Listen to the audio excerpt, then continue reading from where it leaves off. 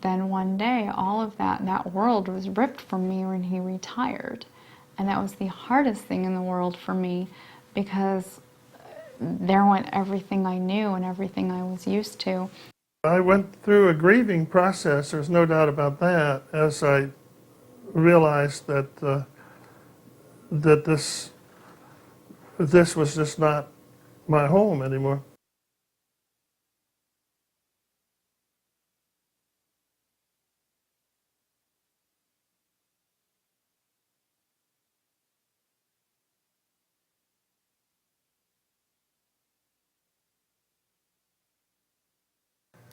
I can't go on a base now.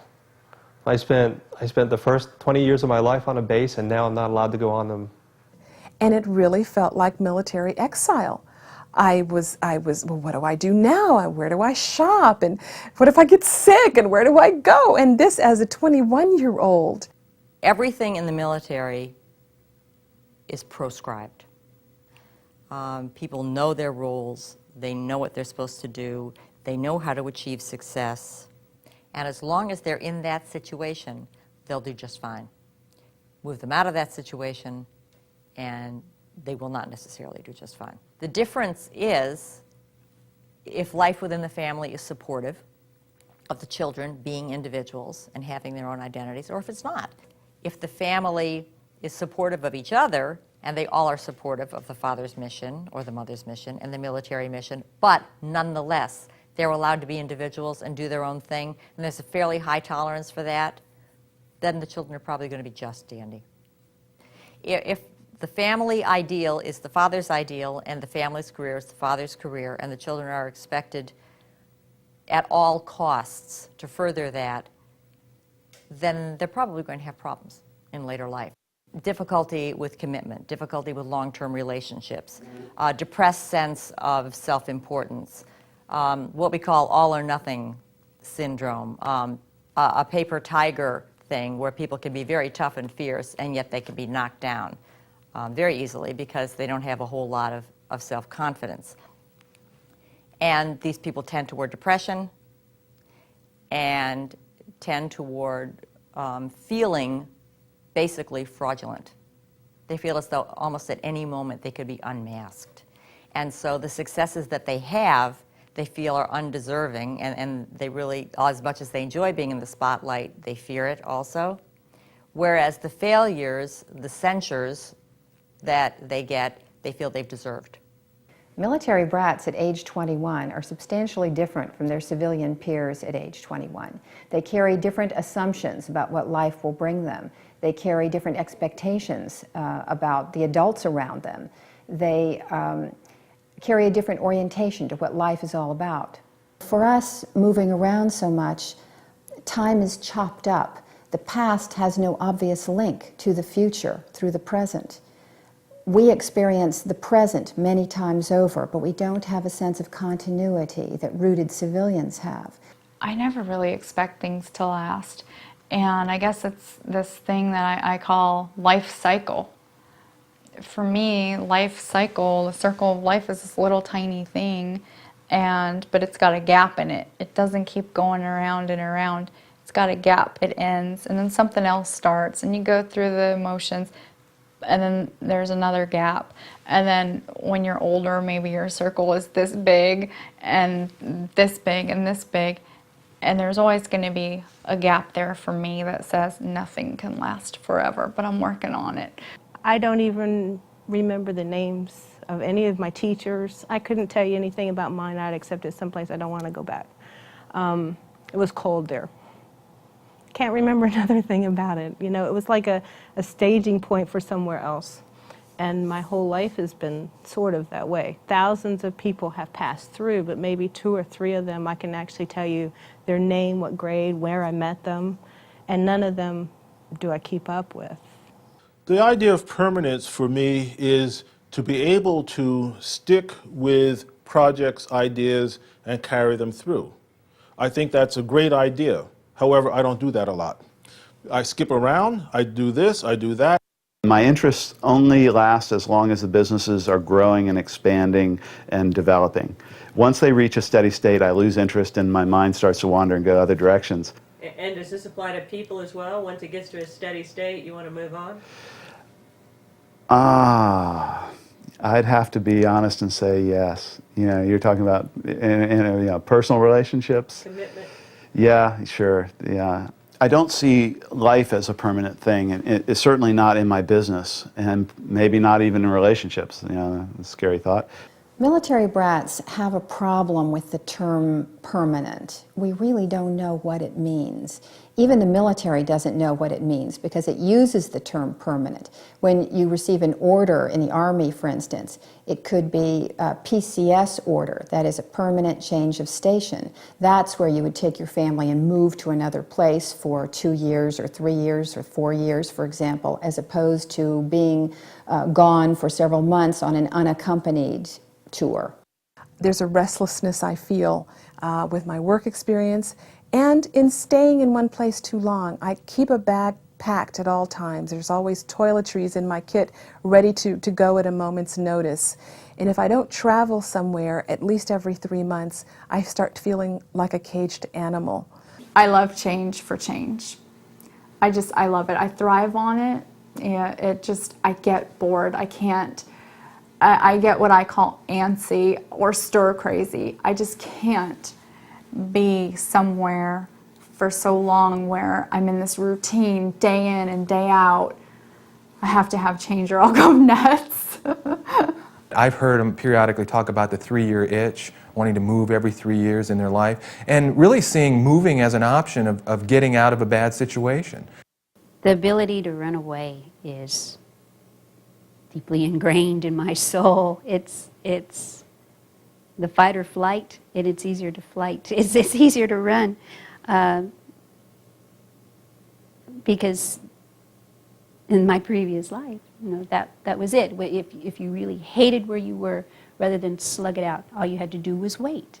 And I thought, this makes a great difference in how one approaches life. This is a very powerful bit of wisdom that is taken for granted in the civilian world, at least in the rooted civilian world, and something that military brats have no clue about. It's something we have to learn. And until we do learn it, we have what I would call a distorted relationship to time. We can't use it. It's not a resource for us until we understand we are part of the continuum. We can work for something that is far distant.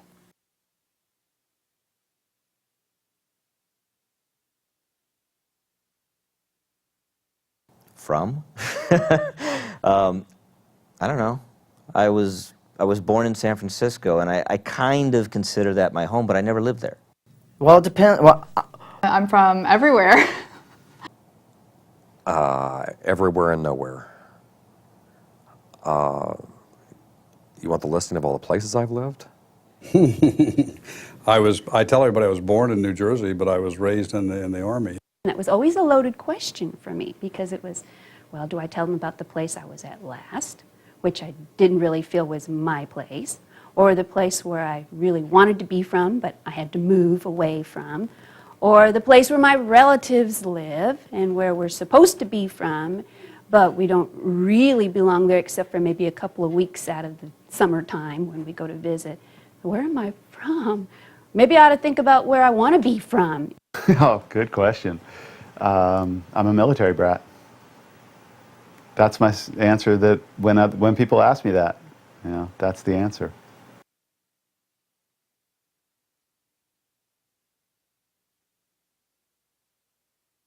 I want to be cremated. I don't want to be buried. My husband and I have big fights about this, and I remind my son, Guy, you tell Daddy, burn me up, scatter my ashes, somewhere, I don't care, off a mountaintop. I have no desire for a headstone. I don't want to be buried anywhere. I don't want to be buried. I like to be cremated. I actually told my brother this.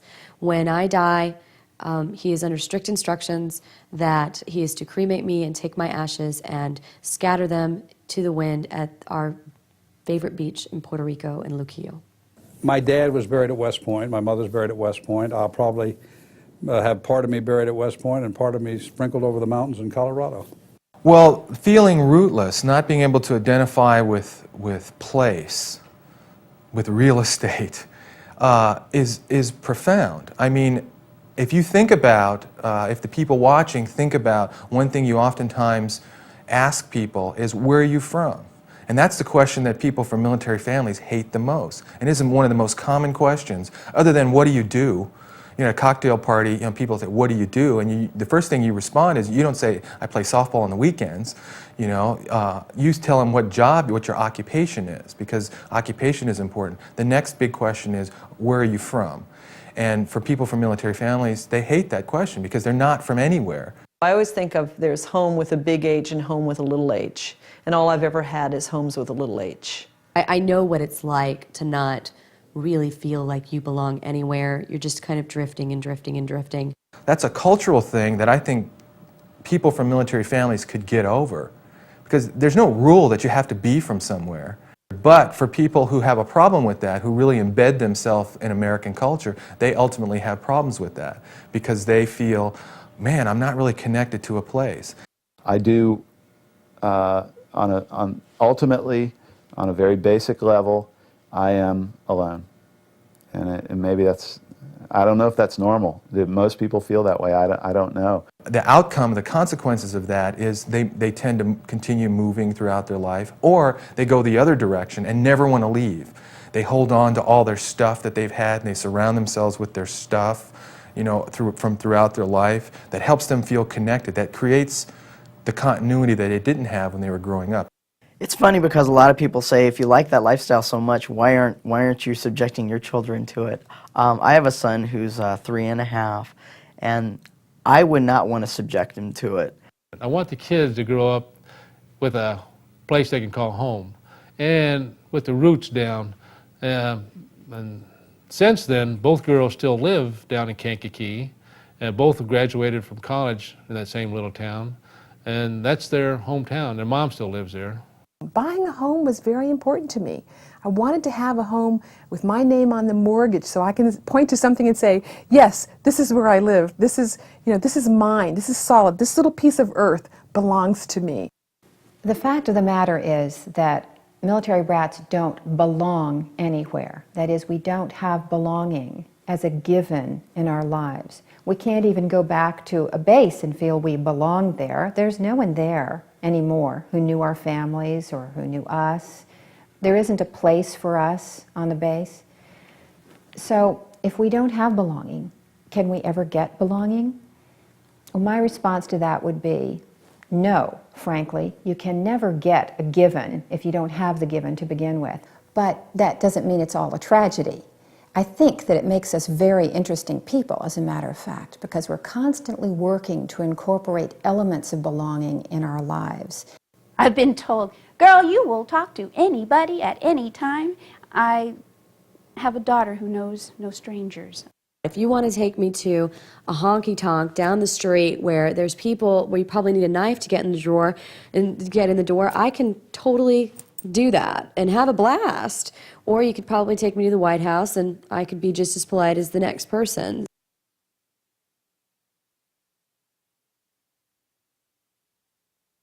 I went to Bloomingdale's, bought a couple of matching underwear sets, and got on a plane and went to Fairbanks, Alaska in November of 1976, actually. Because I remember I was handing out leaflets for Jimmy Carter on the street the night before I left. Military brats grow up knowing how to fit in to any place they go to. They look at what masks are being worn and they can fashion one for themselves, so to speak. I do think it has encouraged me to be curious as an adult about other cultures and how they do things, from birthing kids to raising kids to religion, all of those things I have an intense curiosity about. Any chance I can get to leave the United States and go someplace else and bask in another culture or a different culture, I'm gone. And I just give me a plane ticket, and I'm out of here. I feel like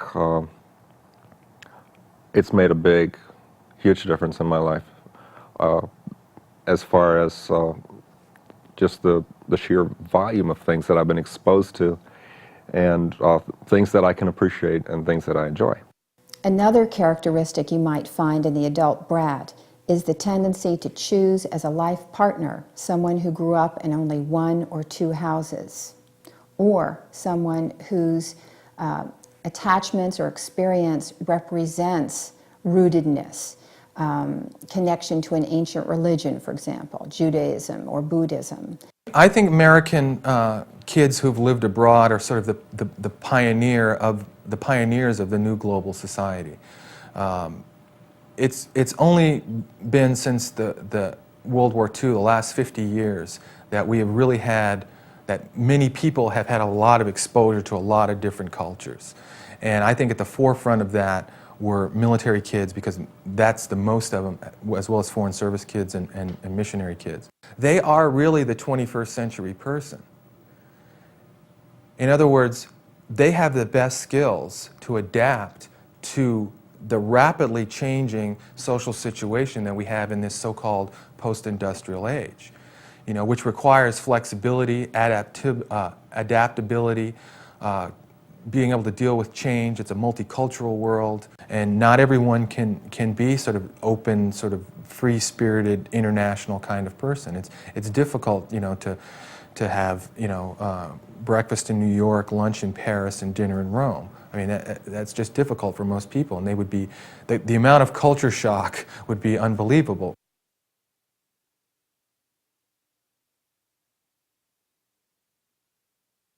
And what she helped me see was that not belonging is a state in itself, and it has the advantage of your not being overly invested in any particular group.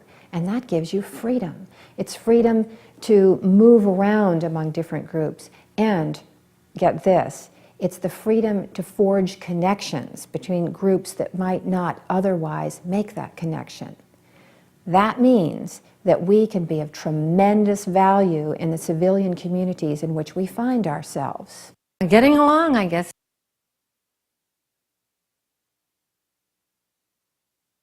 I learned that everyone has a way of expressing themselves. They all have they all have a way of taking into consideration different problems, and they all can solve them different way. And one way just may not be the right way, or two ways might not be the right way, but a combination of ways might solve a problem. And these kids could work things out, and perhaps that's what I learned the most from them.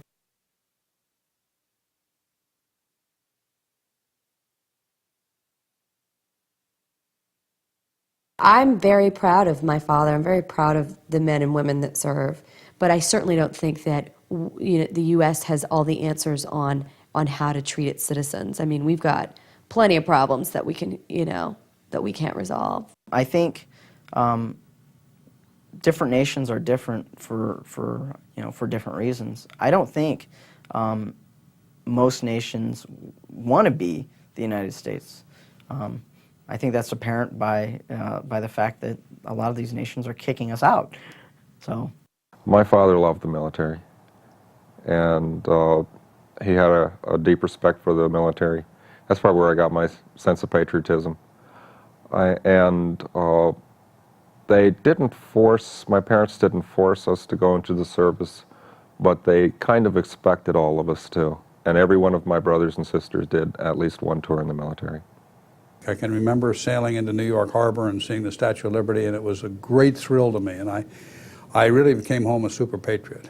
I'm a fairly patriotic person. It always surprises me when I've been Rotary, we pledge the flag, and I'm okay with that. I never say the under God part, but because I find it offensive that they added it in 1959. But I feel pretty good about being patriotic. And I think being patriotic means saying what you think about the direction the country should go. I'm not a my country right or wrong kind of person, but I think we should be proud that we have this pretty amazing Constitution. I'm pro-America, yes. I want to live in the United States, and I want it to be a great country. And if anybody were to come in here and try to take it away, I would want to defend it. I don't necessarily feel that the U.S. is the only answer to every situation or every question in the world. So I don't feel that we should go out and force our political views or our religious views or our culture onto other people. What we did to Panama to get Noriega out, and we bombed their poorest section of town, and we cleared out a lot of their housing and so on. We left them in ruins, and we really, and we really didn't care very much for their, what happened there. We just cleared out.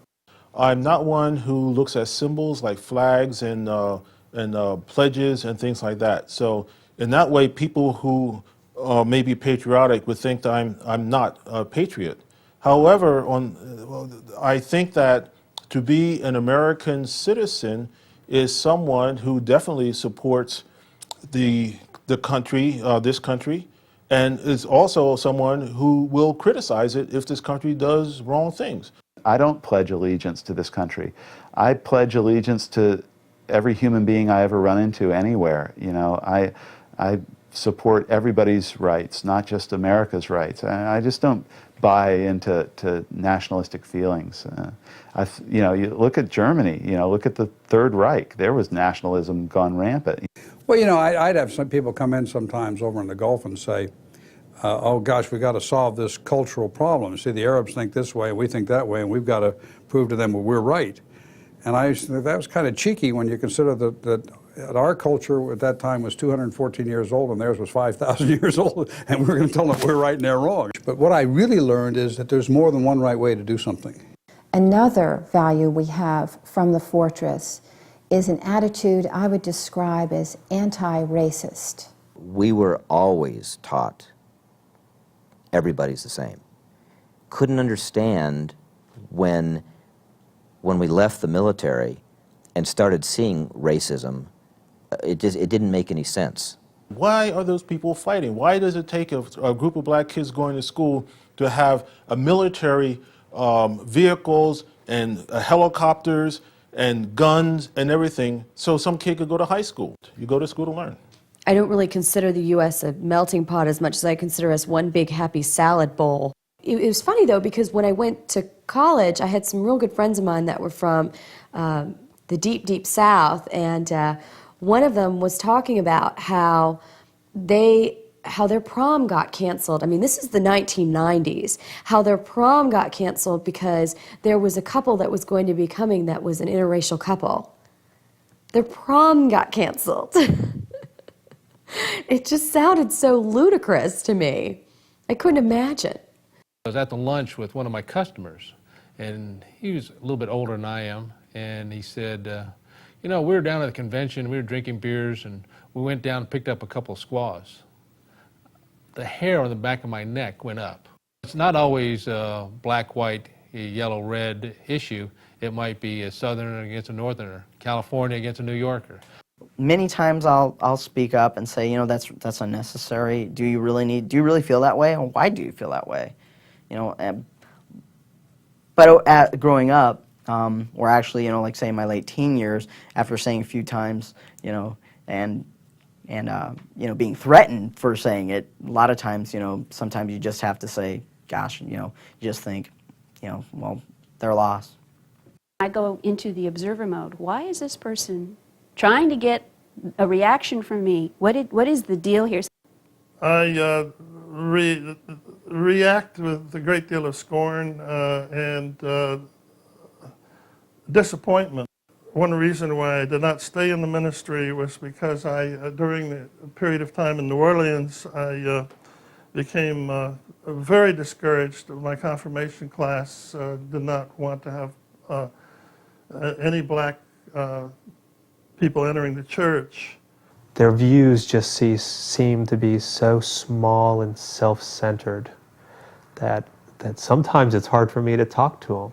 Sometimes I just go, you're right, you're right, you're right.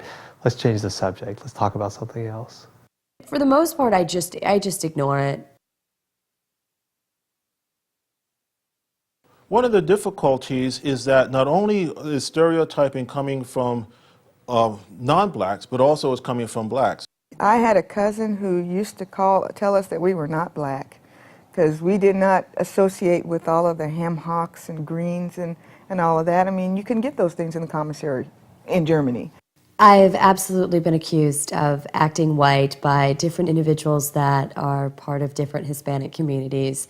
And I consider that an enormous insult to my character, simply because you shouldn't have to act any way just because of your culture or your ethnicity or your race or any of that. You should just be exactly who it is that you are. Why is it that people assume that because I'm Hispanic, I shouldn't graduate from high school? I should have, 10 children. I should have a Spanish accent, or I should speak an incorrect English. Why is that necessary in order for me to be Hispanic? It's not. Some of my students have even said that I don't talk black. I guess I'm supposed to come in with a great big hat and a cane or something like that and talk in some type of jive talk. But I wasn't raised that way, and being on a military base, we have kind of our standard English pattern. A lot of people ask me, well, you're Japanese American, why don't you embrace that culture and stuff like that? I grew up with so many different cultures, my friends being of so many different backgrounds. I've never felt like an affinity to embrace one particular culture or not, with the exception of the military culture. I felt an affinity towards that. Well, there's a term that the Native community uses for an individual that is basically Native American, but they've learned the white man ways. They'll call them a radish. Red on the outside, white on the inside. And it's not a good term, by the way. This was to be a big deal, to have a student deliver the keynote. And so I was a bit concerned about, well, what would I talk about? What experiences would you like me to share? I'm kind of new to this. And she said, well, tell them a little bit about your background. You're growing up in a broken family in the inner city, and the struggle you had to overcome, and, academically what it took for you to achieve, and the hardship. And this is the kind of story that she was looking for. And obviously, this was not my story at all. And I knew then she was looking at a stereotype of what she thought a black student would be. And I did not match that stereotype by a long shot. So instead, I ended up talking about the dangers of stereotypes, particularly as they related to students. And I think, I hope the message was well received. And I think she got it too.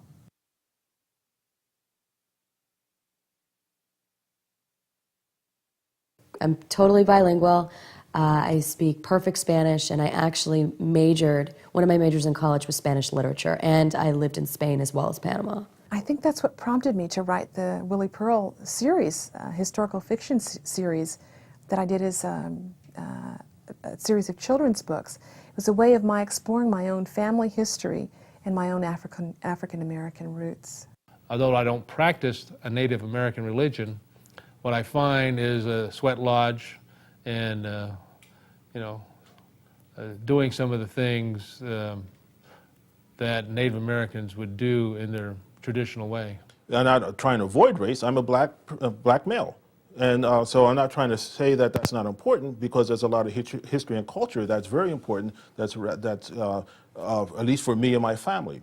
But that's not the primary thing of who George June is who am I? Am I an honest person? Do I treat people well? Am I a sexist person or a non-sexist person? The only time I really had a chance to display who I was is every once in a while I run into another brat every so often. If anybody asks me, I say that I'm black biracial. Being black in this country comes with so much history, and my sister and I wanted to make sure that people realize, we're proud of being black. There are people who have had issues over mixed race, and I never wished that I was anything different.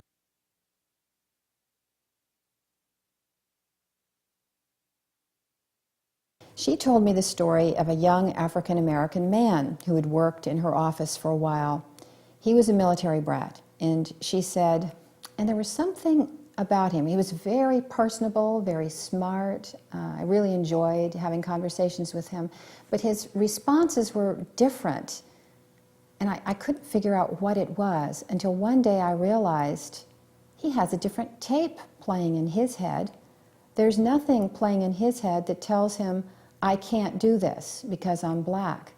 He grew up in the military with a very positive feeling about himself. He didn't worry about racism out there. And even though he's now out in the civilian world and there's plenty of racism around him, he's not daunted by it. He has very strong self-esteem. I always try to give people the benefit of the doubt. I don't When I encounter hardship and difficulty, I don't play the race card right off the bat. I think I grew up learning to be more tolerant of other cultures and more viewpoints. So I always look at a situation, judging it not, is this a racist action? Did they do this to me because I was black? But trying to find other ways of explaining, whereas my black civilian friends tend to go there first. It's there, it's in their face. They don't have the buffer of experiences that would have them consider, well, maybe there's another reason, maybe there's another viewpoint, maybe there's another ingredient here that I'm not seeing. It's very much on the surface where they're concerned. I remember when I was in Germany, one of the black guys I used to hang around with, he said, "Fred, how come you don't hate them?" I said, "Hate who?" He said, "How come you don't hate the white guys for what they did to you?" And I never thought of it that way.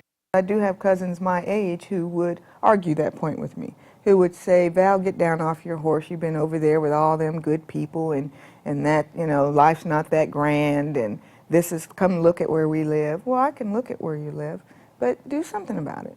I mean, don't wait on somebody else to help you. You can make a difference, and you can make a change on your own.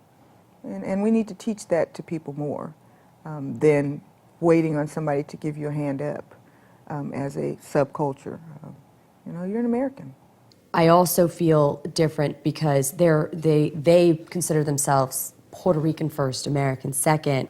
I personally believe, in terms of my ethnicity, that I am an American first and I'm a Puerto Rican second. So that is absolutely, American is my citizenship, it's my loyalty, it's my country. Puerto Rican is my ethnicity. I'm always American number one. I don't consider myself African American. Don't want to be African. Never been to Africa. Cannot identify with Africans whatsoever. I like the African friends that I have, but I'm not one of them. I'm American first. If I have to be labeled for identification purposes, Black American is fine. People are always constantly trying to give you an identity and not allowing you to assume that an identity that you want to give yourself. And so they're always trying to categorize you, and then when you don't fit in those boxes, it's very upsetting to some people. And not because I'm a rebel necessarily, but I don't fit in a lot of those types of boxes. Over a period of time, it seemed like there was more forces conspired almost to polarize me, one way or the other. And I don't know, it seems that things have kind of gotten uglier in a way, and people want you to either belong to one or the other anymore. So it was kind of confusing for me. It took me a while to sort things out and figure out who I am and what I want to be.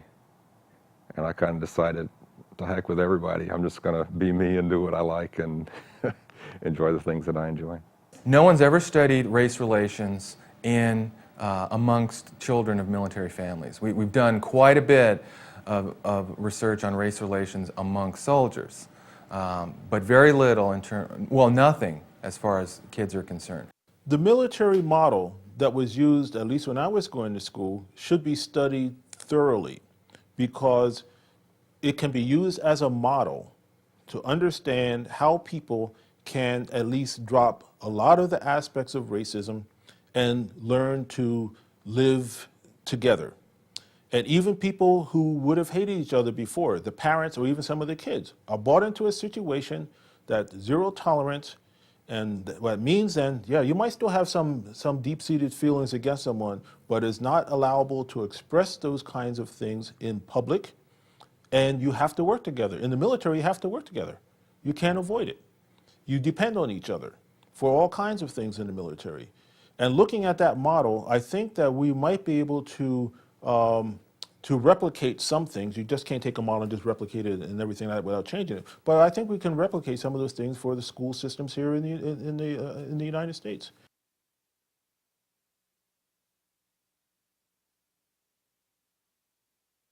My word is my honor.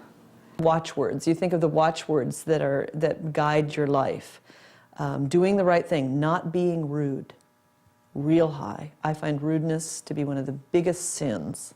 Lying, being dishonest. I find other people sometimes more lax about those things. More, oh, well, that's, in this situation I'll do this, but I can be this for something else. The greatest pride I have in my dad's service was not what he did in terms of following orders, but the very few times in which he, and they were big black marks on his record, where he did not follow orders. In fact, he specifically did not follow orders. Once, I understand, in Vietnam, he was commanded by a sort of glory-hounding general to take his troops into what he knew would be or could be an ambush, and he absolutely refused to do that. That, to me, is my dad at his best, going beyond duty and honor, and really more of a duty and honor, ultimate duty and honor to his troops. I've noticed that a lot of people will base their worth on how much money they make. I mean, it's kind of crazy, even at a social gathering, you know, people want to ask you how much money you make, but instead they ask you, well, what do you do? Where do you live? So well, the real question is, how much money do you make? Money's important because you need it to pay the bills, but it's not my main motivation for anything that I do. I think there are other things that are much more important, such as travel, for instance, meeting new people, doing my research, writing books. Being in the military is not about acquiring wealth. Being in the military is basically about service. Being a civilian and being in the civilian corporate world is about acquiring wealth, and it's about acquiring things. I'll never forget, there was a t-shirt 10 or 15 years ago that said, "When you die, he with the most toys wins." And I saw that, and I found it so deeply offensive. And the reason I found it so deeply offensive was that I knew that it was true for so many people. It wasn't true for me. And I don't believe it's true for people who choose to go into the military, who I believe go in mostly for very good reasons. I think military brats often have a sense of mission about what they do. Doesn't mean they're zealots. It means that they have a heightened sense of the nobility of service. It's important to have value to what I do. When I was a military dependent, I could see that my father's work had purpose. It was very clear, whether he was a pilot, an engineer, a communications officer. I knew that his work meant something. I might not always know what it was that he did, but I knew that it was important. And so in my work and whatever I've done, it has to have a ring of importance. It has to have value. I can't be involved in anything that's frivolous. There's an urgency, I feel, to do something that's worthwhile.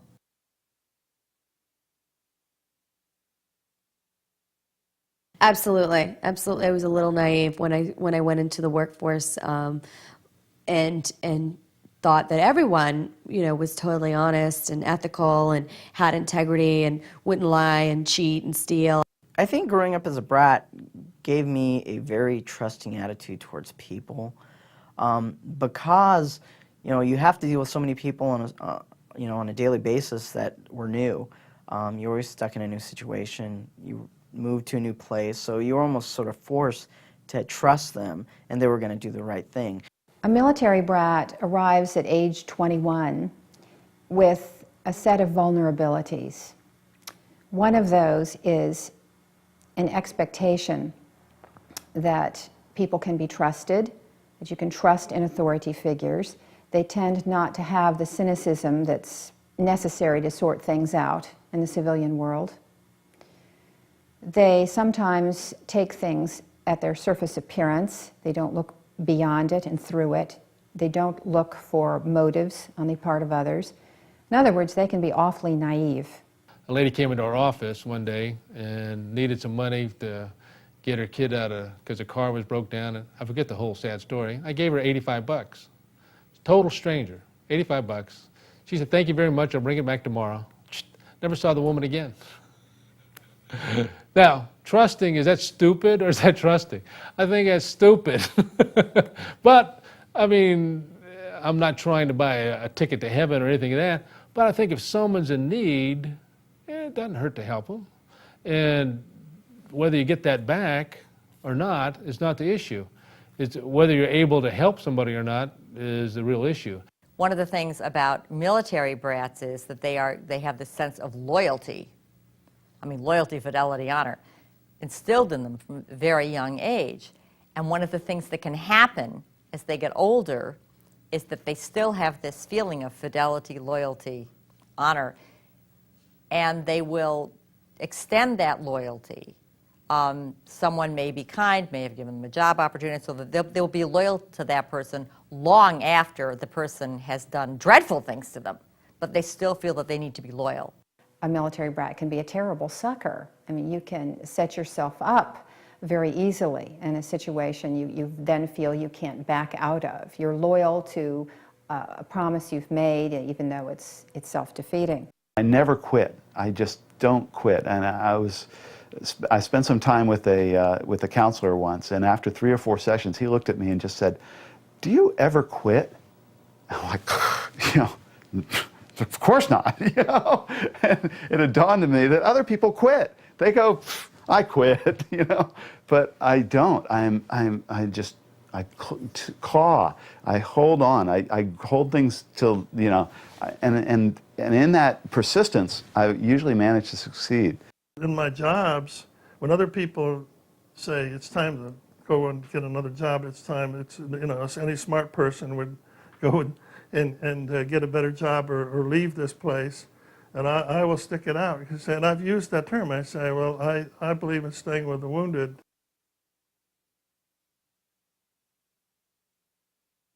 There is right and wrong, and I don't understand when people don't do the right thing. I've been accused of having an overdeveloped sense of right and wrong and being a moral zealot, somebody called me once. I am continually shocked by people who lack, character and integrity. It really irritates me. I feel like I can't, that's about to me that's unforgivable. What is unforgivable? To lie to me, to tell somebody to lie, that means that I'm not trusted, that I'm not worth that much to that person. If someone does something that hurts me or breaks my trust or stabs me in the back, and I decide it's time to leave, absolutely I can leave and never look back, and I won't even blink. It's funny being a military brat where you thrive on change in the world or in travel, but within you, forget it. Change is not a constant thing within you. And that's definitely a little bit of an oxymoron, but I think it's the truth. Control is a big issue in my life. My girlfriend will be the first one to tell you. I try to control my environment because I had no control over my environment growing up. In my personal relationships with men, well, I get accused of always trying to lead when we go out dancing together. And that's a pretty telling example, I think. I have a very, very big difficulty with compromise.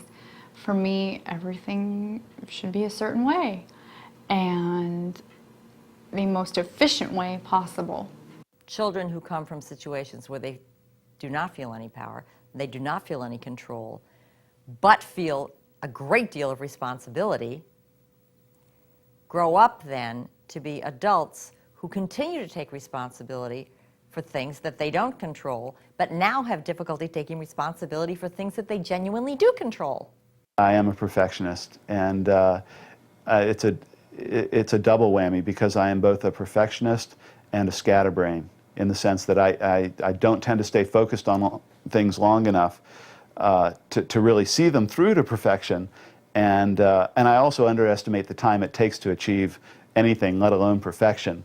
I think my being a perfectionist does, in sense, to a degree, try to keep me from being criticized for what I do. I'll never forget there was one instance where it was after my dad had retired from the military. I was at my first real civilian job, and I remember him coming to see me for lunch, and then all of a sudden I showed him some of my work product. I was drawing maps. And he came in and he said, "Wow, son, that's a really good job, but if it were me, I would have done this way and done that way." And all of a sudden it was like I felt like, well, in one instance he came in and said, "Wow, son, I'm real proud of you," but then in the same in the same stroke he said, "No, you aren't doing it as good as you could be doing it," without actually saying it. Military brats tend to be very responsible, tend to complete the tasks they are assigned to do. When I went to work, what surprised me about other people was they're not willing to spend the effort to get the job done. People will just do minimal. I'm extremely hard on myself. I am driven. I'm a workaholic. I'm a type A individual personified. However, it's not necessarily a bad thing to change your life plan if it's not working out, or to rethink a commitment at various junctures. One of the hallmarks of adulthood is the ability to change one's mind based on new information. When people can't do that, it's intransigence, it's stubbornness. People change. People come in and out of our lives. We outgrow people. In terms of having internalized the regimented and rigid lifestyle of the military, you're going to have problems out there in the civilian sector, because the civilian world is messy. It's a messy place, you know, and you can have the most immaculate lawn on the planet, you know, and the perfect garden and everything, and the guy next door can have a car sitting on bricks in the front yard, and, you know, and a dried up lawn, a dirt lawn, and there's not much you can do about it.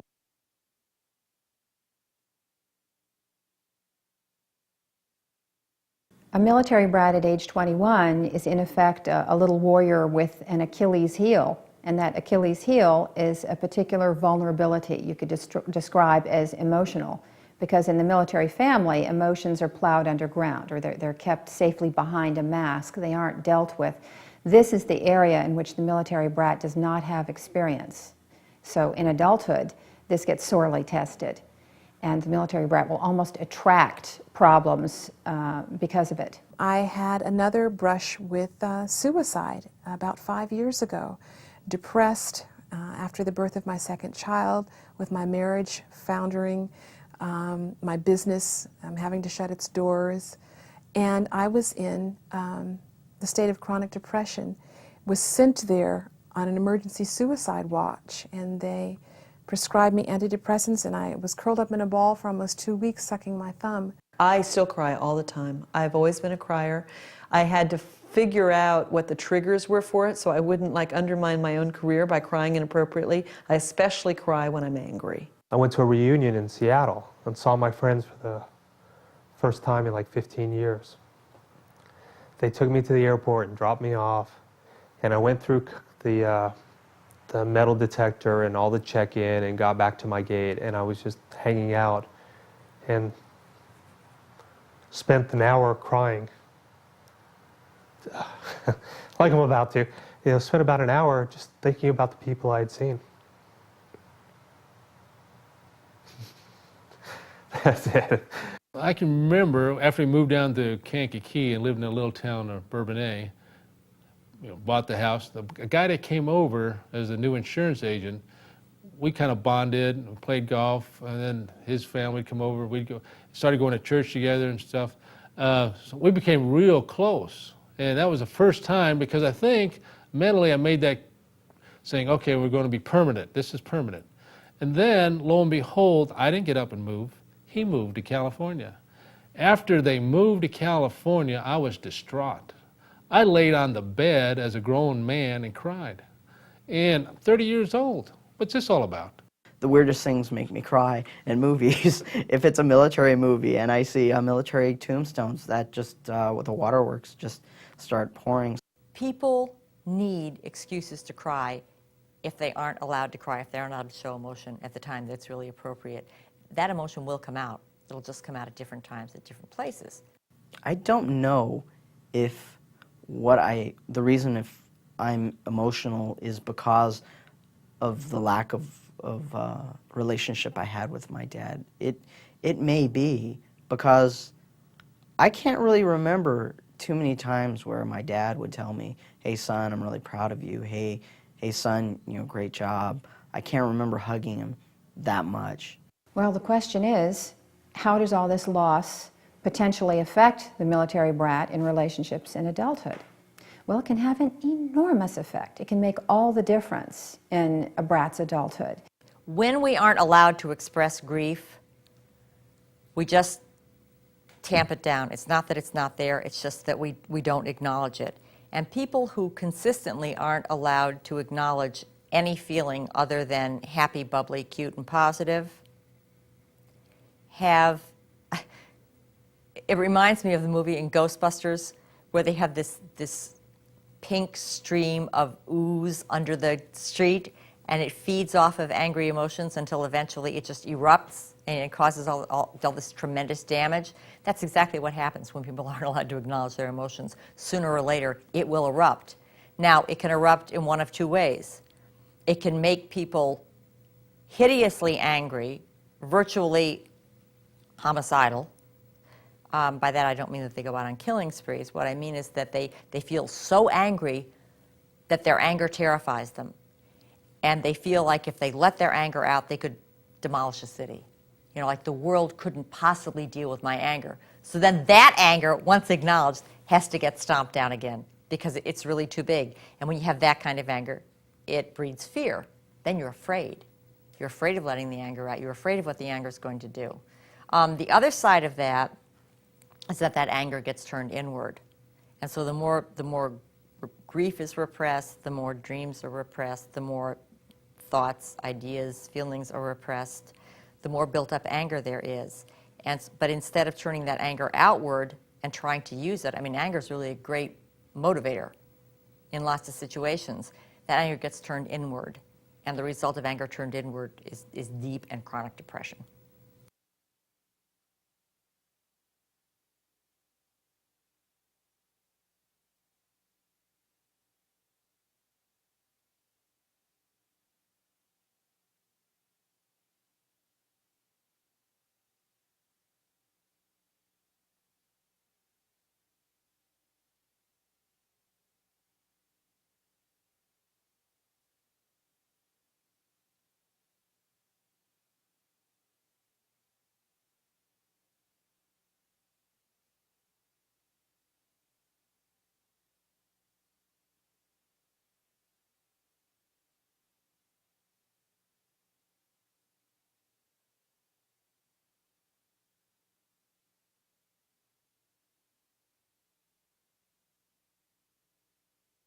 I think one of the hard things about being a military brat is that in learning these chameleon skills, learning how to be whatever you need to be for whoever you're having to present yourself to at any given time, you're never allowed to be yourself.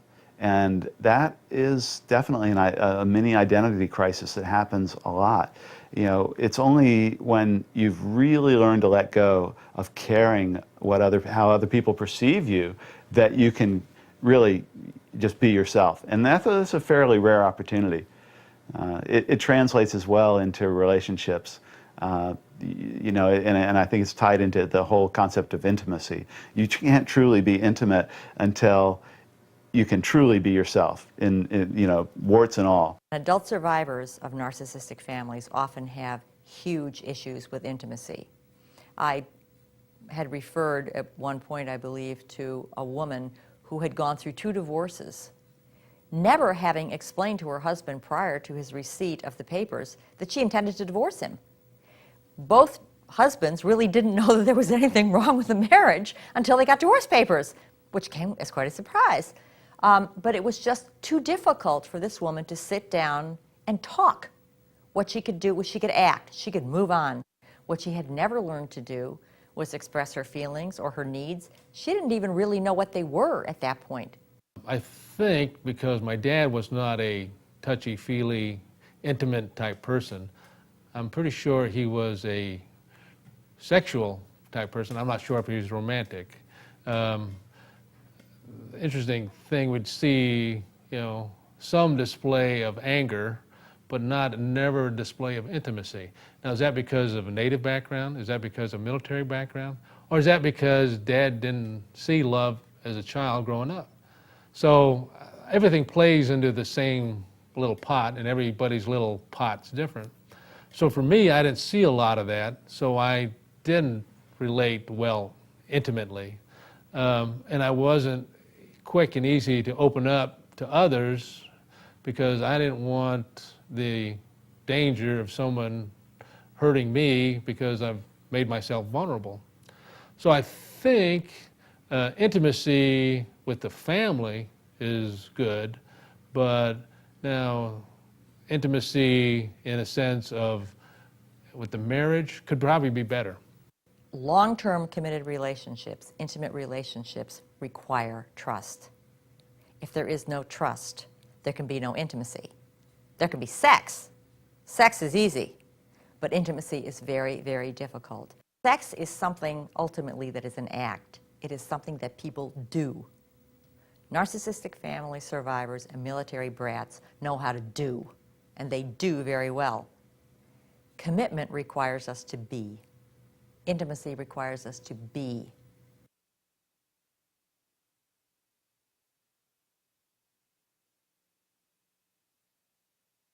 I'm very stoic about things. What was my response to being sent into therapy and on this wash? I took the medicine for 2 weeks and then flushed it down the toilet. My feeling was, I can get through this without the props. I can get through this, I'm tough. Well, I guess I don't intellectualize as much as I'll rationalize. You know, I say, well, they're doing that for this reason, and they're not really mad at me. I used to get angry, and that anger didn't get me anywhere. That anger slowly turned to benign cynicism. So when people do that, I just laugh because I know I can't change it. And I just kind of feel like I'm back watching the world somehow because it's not worth getting stressed out about. And I also given up being perfect. You know, I just had to give it up because it was just going to make me crazy if I kept doing it. I mean, years of therapy later, I figured all these things out. It can also foster a kind of backlash, a tendency to rebel and to throw everything out. And then you're back at zero again. Our oldest daughter became a non-joiner for that very reason, because every time she would join something, then 1 year later, boom, we'd move into someplace else, and then she'd have to start all over again. So finally, she just stopped doing it. I am very resentful of people in authority. I harden to them. I think of ways that I can get around their authority. I think of ways that I can undermine it. You know, my mind races. I mean, it's probably one of the most visceral feelings that I experience anymore, especially, you know, in the long-lasting visceral experience for me, because to this day, I respond the same way to authority. Trauma is basically something that happens that affects us negatively over which we have no control. And so if one has grown up in a situation where authoritarian figures assumed a larger-than-life importance and became scary, and I don't mean that they were necessarily scary people, but I mean that the consequences for disobeying could have ramifications far beyond what the ramifications of a normal child's misdeeds might be. This sets up something. It sets up a certain kind of trauma, you know, let's call it a mini PTSD. You just don't want to put yourself in that situation again, because not that anything bad necessarily will happen, but the potential is there. Of course, you know, if I'm stopped for a speeding ticket, I know how to suck up really well and get off, you know, yes sir, I know how to do that very well. There is a duality within me that wars.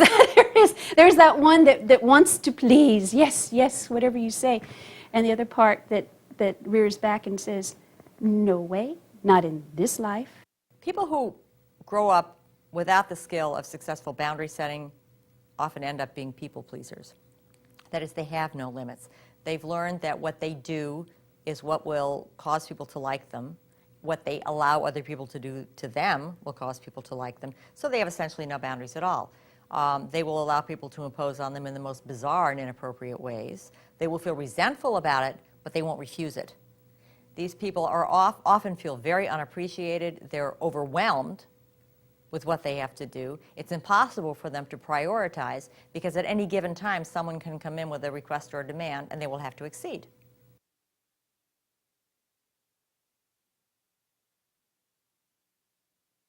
When you don't feel that you control your own body, your own thoughts, your own actions, that builds a lot of resentment.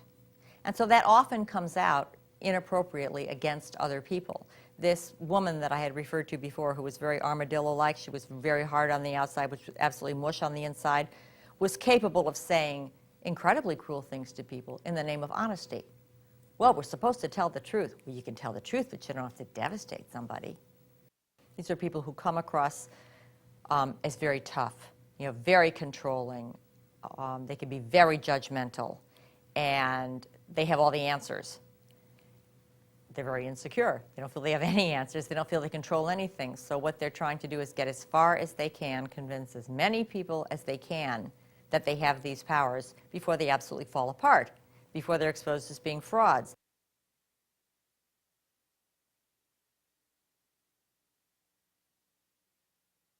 Trust is a really big issue in my life. I don't issue it out to people very easily, and when I do, I think there's always this thing in the back of my head that tells me they're going to break it. I'm not a particularly trusting person. When it gets right down to it, I don't trust anyone. When children come from homes where they're abused from infancy, they never trust. When children come from narcissistic families, they often learn to trust because in early childhood, their environment really provides for their needs, and their emotional needs really do get met by their parents.